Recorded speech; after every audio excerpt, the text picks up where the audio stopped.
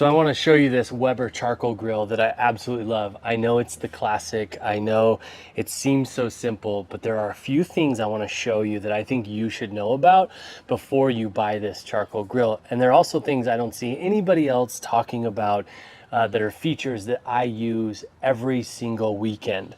So as you can see, first off, one thing I love about this thing is it's simple, it's small.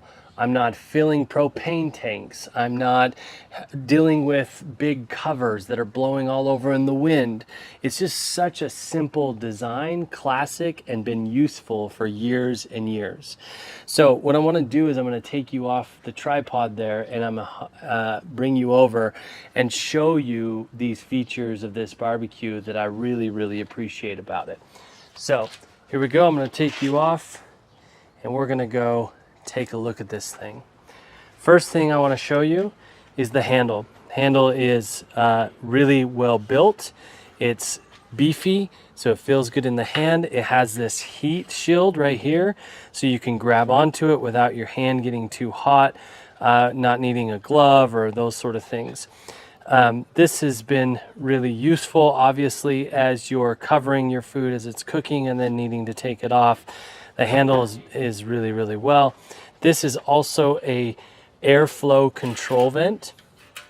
So as you know, the more air that flows through the barbecue, the hotter your coals, the less air. So this is actually how you control the temperature of your barbecue, of what you're cooking. Most people don't understand that when they buy this barbecue, but you actually can control the temperature of your coals as you're cooking. So if it's too hot, you just close this off a little bit. Take away a little bit of the air.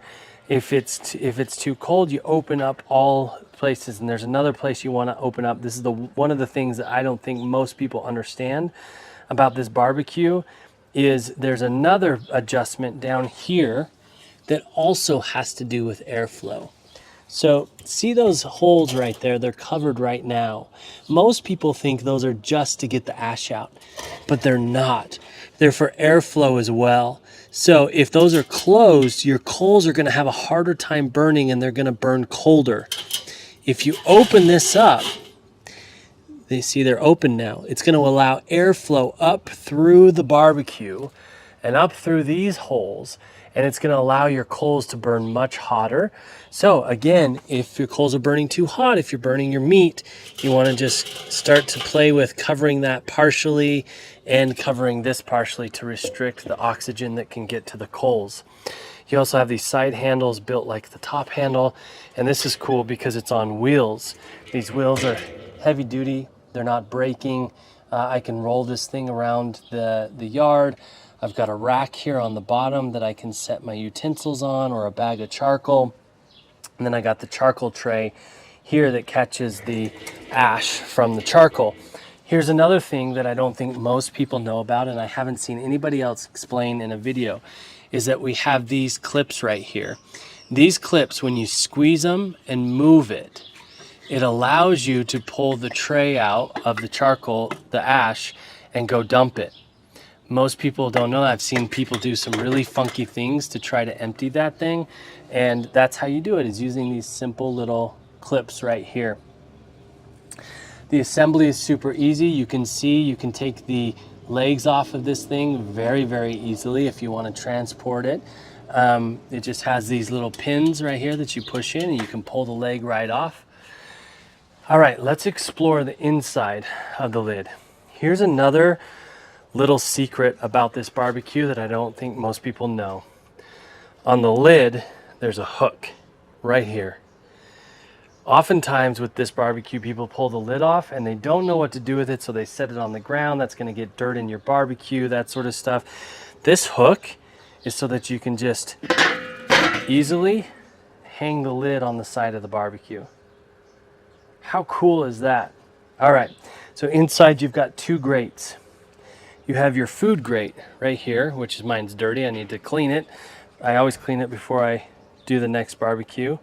You can remove this grate completely, and then there's the bottom grate, and this is your charcoal grate. This is where your charcoal sits.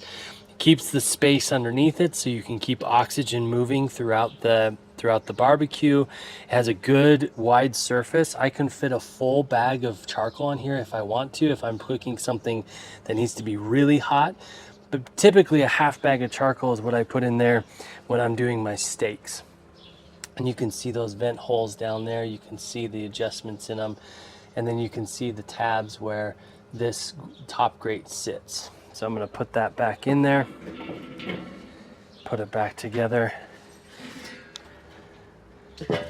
And that's it. That's what I love about this barbecue.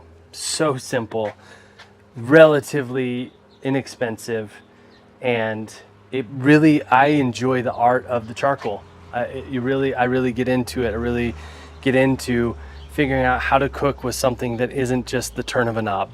So hope you enjoy it too.